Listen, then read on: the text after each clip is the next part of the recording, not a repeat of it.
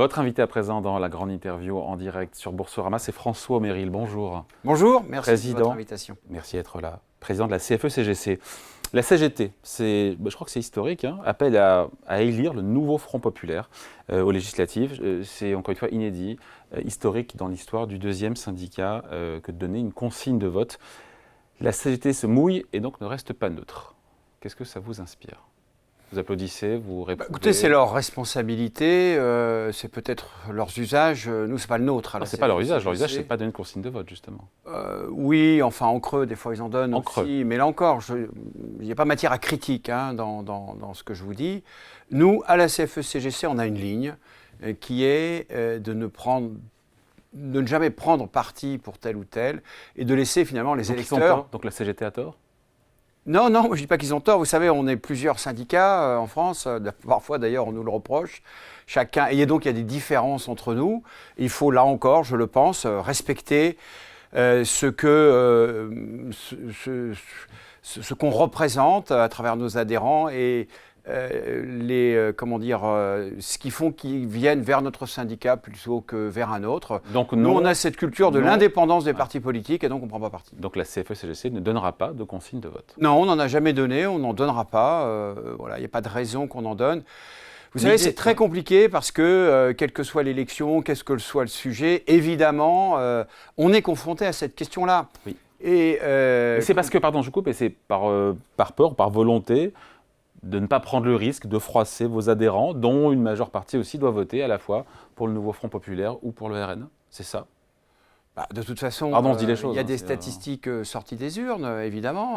Voilà, le panel de nos adhérents, ce que ça représente sur le plan sociologique, sur le plan géographique, sur le plan des métiers particuliers, c'est un panel qui, par ailleurs, fait des choix de citoyens au moment des votes. Qui correspond à peu près à ce qu'on voit sur le reste de la population. Oui, voilà, avec des variations. Il y a des enquêtes assez précises qui sont faites. Il y a une enquête dans l'AEF qui est sortie juste après les élections européennes, qui nous donne toujours un assemblage de pourcentages.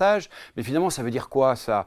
Ça veut dire tout simplement que la répartition des votes des citoyens au moment des élections politiques, elle se répercute sur la population qu'on représente donc, voilà, syndicale. Mais donc ma question, c'est de ne pas heurter, entre guillemets, les sensibilités politiques. Si vous devez donner une consigne de vote. Oui, c'est surtout de ne pas mélanger les genres. D'abord, probablement, elle ne serait pas écoutée pour tout un tas de raisons. La preuve en est que des consignes, quand il y en a eu, et il y en a depuis des dizaines d'années dans d'autres organisations, elles ne sont pas écoutées, visiblement. Là encore, si on en regarde les résultats en termes de sondage. Et puis, c'est aussi de respecter cette frontière qu'il y a entre ce qui est du domaine du champ syndical, qui est un champ très très large, on y reviendra peut-être, et ce qui est du champ du choix politique. C'est vrai que c'est pas facile, mais il faut savoir faire la part des choses, parce que sinon on se retrouve après dans une position, si vous voulez, l'indépendance, il faut la revendiquer, mais aussi il faut mettre en application ce que ça veut dire en termes concrets pour le coup. Et une forme d'indépendance, c'est aussi une garantie d'être plus libre et plus crédible au moment où on expose une position syndicale. Quelque part, les deux choses se tiennent un peu. Quelle est votre plus grande inquiétude aujourd'hui ?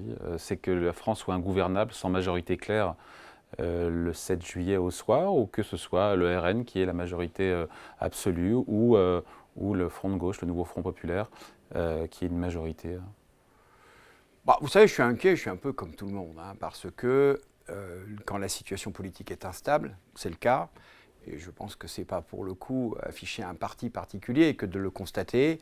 Quand la situation politique est très instable, il est vrai que pour le coup, dans l'ensemble des activités économiques, et nous sommes, nous, syndicats représentants des activités économiques, pour défendre les salariés, leur développement, on se retrouve dans une situation un peu plus complexe parce que finalement, on ne sait plus trop sur quoi se baser. Je rappelle quand même qu'un syndicat, finalement, il a deux rôles principaux.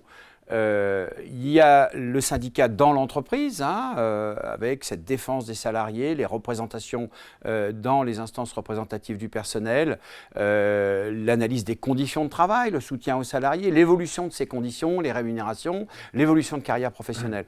Donc tout ça, c'est un champ qui reste notre champ d'action, on va dire prioritaire d'une certaine façon. Et par ailleurs, puisque moi je suis le président de la Confédération, je représente beaucoup mes militants dans ce cadre-là, il y a ce qu'on appelle le national interprofessionnel, professionnel, dans lequel on est en interaction avec le gouvernement et ses politiques publiques, et on est en interaction, bien sûr, avec les organisations patronales et les autres collègues.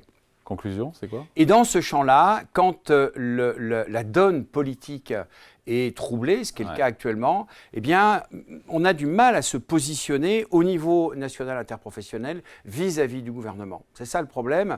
On a eu d'ailleurs au passage le problème avec ce gouvernement et les gouvernements précédents depuis pas mal d'années, avec finalement des politiques publiques déployées, mais je suis souvent intervenu avec vous sur ce sujet-là, qui ne semblaient pas correspondre avec, pour le coup, un climat de confiance suffisant pour que chacun puisse se projeter et s'investir dans sa carrière professionnelle. Je pense que c'est un problème et d'une certaine façon, les écluses se sont refermées petit à petit sur notre capacité à pouvoir influencer les politiques publiques en apportant de notre côté, ce que j'appelle moi notre vérité, c'est-à-dire l'expérience des situations de travail et de l'impact des politiques publiques sur les salariés dans leur organisation de travail.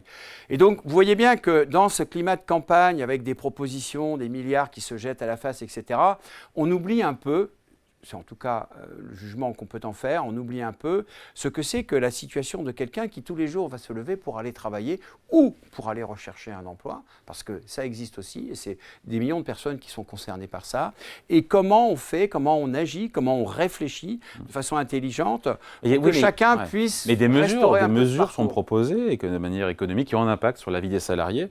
Est-ce que ce n'est pas votre rôle de dire, voilà, celle-là, elle est démagogique, celle-là, elle est réaliste, celle-là, elle est dangereuse, celle-là, elle est coûteuse? Ce n'est pas votre rôle aussi de... Alors, c'est notre rôle, mais ce rôle est très difficile à appliquer parce qu'il faut... Vous dites bien la réforme de l'assurance chômage, on est contre, il faut l'abroger. Ah oui, ça on est, parce que la réforme est liée, et puis c'est le gouvernement. Nous, notre interlocuteur, c'est le pouvoir. C'est le pouvoir qui prend des décisions, qui les applique, et ce sont ces décisions-là qui ont un impact sur les situations de travail, sur les salariés. D'abord, bien sûr, mais il y a une élection avec des mesures qui sont proposées. Après, il y a des mesures qui sont proposées. Mais vous savez, en campagne, la mesure ne fait pas après le projet de loi. Déjà, il faut apprécier cette distance-là. Nous, je vais vous dire comment on fait. Parce que je vois que vous me titillez un peu. Nous, j'ai envie de savoir. Mais vous avez raison. Que vous nous éclairiez. Vous défendez les salariés. Nous, à l'occasion des élections présidentielles, on fait en général sur un cycle de 5 ans, on refait une revue qu'on envoie à tous les candidats aux élections présidentielles. C'est le moment pour nous de faire un peu une revue d'effectifs de nos propositions, de nos positions, et on leur demande de se positionner par rapport à ça. Et on s'engage à publier leurs réponses. On aurait pu le faire pour ces élections législatives. Question de temps, on n'a pas pu le préparer. Par contre, ce qu'on ne fait pas, c'est ce que va faire le MEDEF, par exemple, demain matin, à la salle Gaveau. Le MEDEF va recevoir il fait une espèce de grand oral. Il fait une espèce de grand oral. C'est vachement bien, ça permet de clarifier un peu les choses, non? Moi, je ne le crois pas. Je ne les critique pas, là encore, ils prennent leurs responsabilités, je ne le crois pas. Parce que il me semble qu'on inverse la position. Moi, en tant qu'organisation syndicale, je m'autorise, bien entendu, à aller voir dans une législature tel ou tel député ou sénateur pour tenter de lui faire comprendre notre position et, in fine, d'influencer son vote ou sa position sur tel ou tel projet ou proposition de loi. J'estime que je suis légitime à le faire. Mais donc, quelque part, je fais du lobby, en fait, auprès des parlementaires. Par contre, si on inverse la proposition, finalement, on met les partis politiques en position de faire du lobby auprès des syndicats. Finalement, de faire des promesses dans le sens d'aller flatter un petit peu ce qu'ils croient être son tropisme particulier. Moi, je pense que ce n'est pas forcément très, très sain. Et puis, par ailleurs... Ça ne permet pas la clarification. Ça ne permet pas la clarification à ce titre, parce qu'il faudrait être exhaustif en pareil cas. Si moi, par exemple, ici, je viens à une heure de grande écoute sur un plateau qui est très regardé dans le monde économique et que je vous cible telle ou telle mesure de tel ou tel parti qui se présente dans les 3 blocs qu'on a aujourd'hui dans le débat.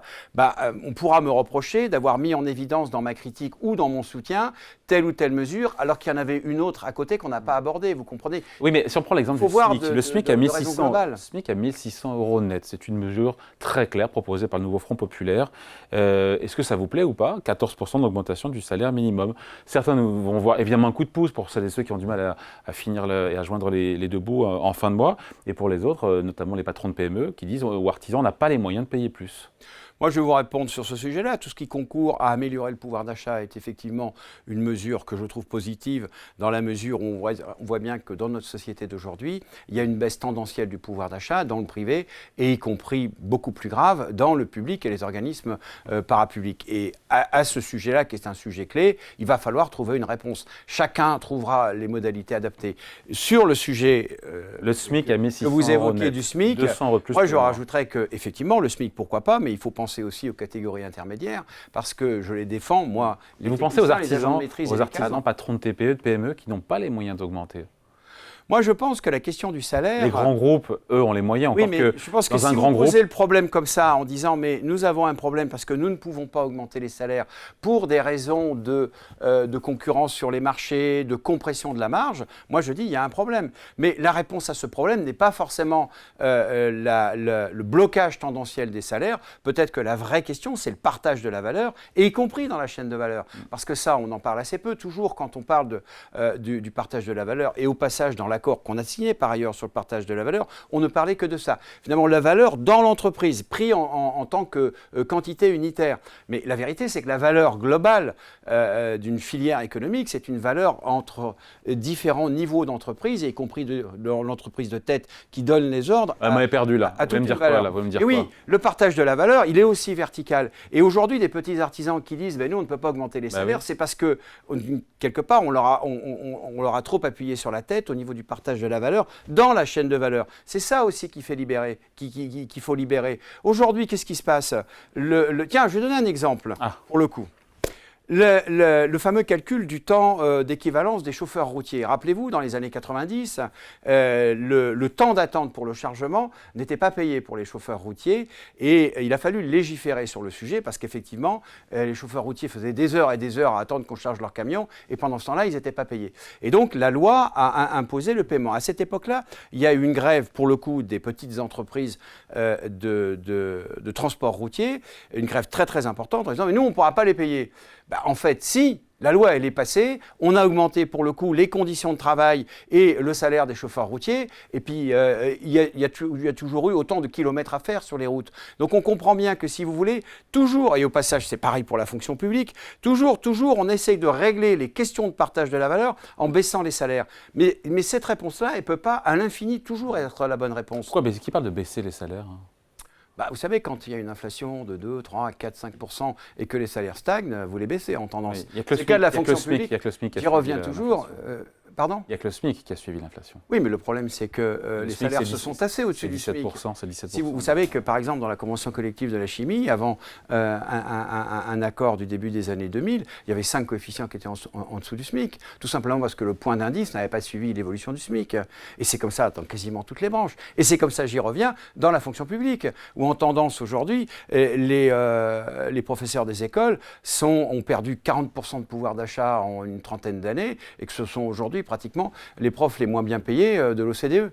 Il y a un point commun entre le RN et le nouveau Front populaire, c'est la suppression, c'est l'abrogation de la réforme des retraites qui pousse l'âge légal de départ à 64 ans immédiatement pour les uns. Dans un second temps, on l'a compris, pas avant l'automne, pour les autres, au RN. Vous devez, a priori, être satisfait. Pareil pour la réforme de l'assurance chômage, les deux veulent revenir dessus. Vous êtes satisfait, là? Deux choses. D'abord, la réforme, la dite réforme des retraites, moi j'ai manifesté avec toutes nos troupes contre. Donc si quelqu'un, quel qu'il soit, dit finalement on la supprime, je serais d'une certaine façon satisfait de cette décision. Et par ailleurs, sur la réforme de l'assurance chômage, normalement, les décrets n'auraient jamais dû être publiés, puisque, rappelez-vous, il y avait une proposition de loi du groupe Lyot qui devait être examinée le 13 juin, et c'est la dissolution qui a supprimé cet examen-là. Mais de toute façon, on aurait pu bloquer les décrets. Moi, je ne comprends pas pourquoi le gouvernement s'est accroché à la publication de ces décrets. Quelque part, c'est une incohérence technique, c'est même une incohérence politique. Moi, je pense qu'ils ont fait ça parce qu'ils pensent que cette réforme est populaire. Nous, on pense tout le contraire. En tout cas, cette réforme est injuste et économiquement, elle est déplorable. Bon, avant de se quitter, je n'ai pas eu ma réponse sur quelles sont dans les mesures économiques qui ont un impact sur la vie des salariés que vous défendez. Quelles sont celles, quel que soit le camp, qui vous plaisent ou qui ne vous plaisent pas, qui ont un impact positif ou un impact négatif Moi, je vais vous pour les dire, salariés? la mesure économique qui changerait les choses. Qui n'est proposée par personne, je suis sûr. Qui est proposée par personne. Qui est proposée par personne. Donc, Je suis très content de le dire ici. Nous, on pense à la CFE-CGC, on a publié des documents sur la question, que tout est tenu par la question économique dans les entreprises.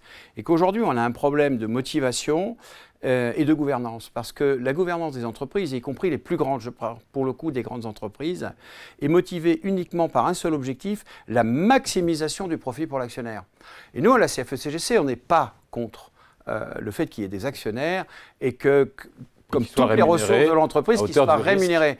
Simplement, c'est ça, pourquoi pas, mais simplement ce qu'on dit, c'est que si le seul objectif, c'est la maximisation du profit pour l'entreprise, en fait, on détourne l'ensemble de la gouvernance, et y compris l'encadrement, puisque nous, on représente l'encadrement, de ce qui doit être son objectif, c'est-à-dire le développement de l'entreprise à travers la valorisation des compétences et du travail de l'ensemble des collaborateurs. Et que quelque part, notre économie, elle a un peu dérapé par rapport à ça. Et moi, quand on regarde les chiffres INSEE de la répartition de la valeur entre les salaires, les profits, sur 30 ans, le graphique INSEE, il faut le voir, ça ne bouge pas tellement. Hein. Non, ce n'est pas vrai. Il y a une étude de la Banque de France que je vous invite à consulter, qui est très sérieuse, qui est très robuste pour le coup. De quand ? Et qui est consultable sur leur site. Et moi, je vais faire référence à un tableau que je connais depuis 2 ans, pour tout vous dire, et qui indique bien effectivement que la répartition de la valeur ajoutée entre les salaires et les profits a basculé, et qu'en fait, elle a été multipliée par 3 sur la question des profits. Mais là encore, j'y reviens, le problème n'est pas le volume. Le problème est le principe même de la maximisation.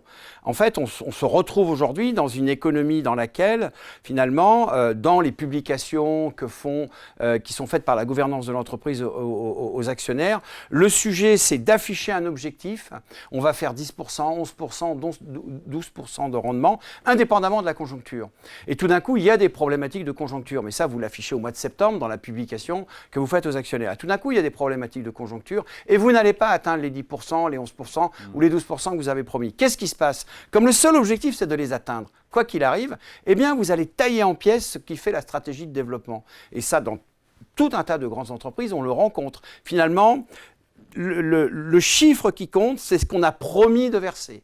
Et si on ne l'atteint pas, on va commencer à abîmer un petit peu l'entreprise. Ça, c'est le problème fondamental. Et au passage, ça touche effectivement la chaîne de... Qui n'est pas franco-français, c'est partout pareil dans le monde. Dans toutes les entreprises qui sont cotées. Rien n'empêche la France, et ce pays qui a toujours montré l'exemple sur tout un tas de sujets, de réfléchir un peu. Nous, on pense depuis très longtemps que la loi Pacte n'est pas assez ambitieuse, qu'elle n'a pas...